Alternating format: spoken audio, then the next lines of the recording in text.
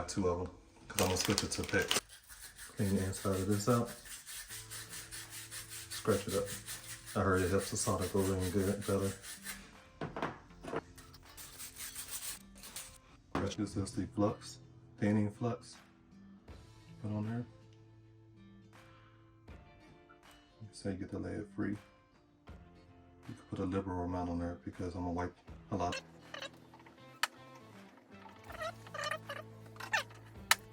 So you can get at Home Depot also.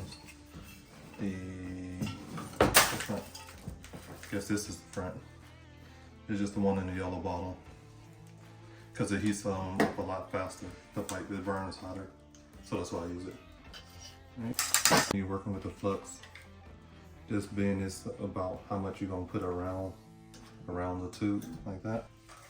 And I'm gonna heat at the top up here. So when I heat at the top of these, that'll make sure the whole thing is hot where the solder will suck up into the junk. I'm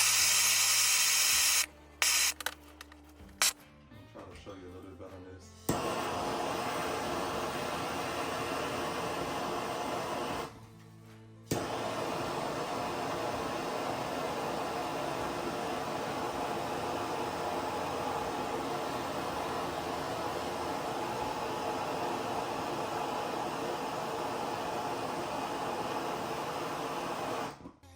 Alright, one battery's going dead, so it's gonna be some lost footage. But this is me. I'm gonna put another PEX down there. I'm gonna stabilize the drop here to that right there, to a piece of 2x4. And up there in the shower area, I'm gonna put another 2x4 where that yellow looking newer 2x4 is at. It was a little quick video I did, maybe it was 10 minutes, so I had to stop it early. But it was a video showing you how to change from copper to PEX mainly.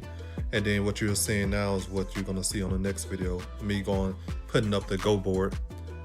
And for all you DIY flippers out there, I am trying to grow this channel to where I can start posting more videos, because right now it's pretty demotivating when you don't have as many views and likes and things like those, subscribers. So if you do that for me, I can start posting more videos and try to make them more entertaining and make them way more informational.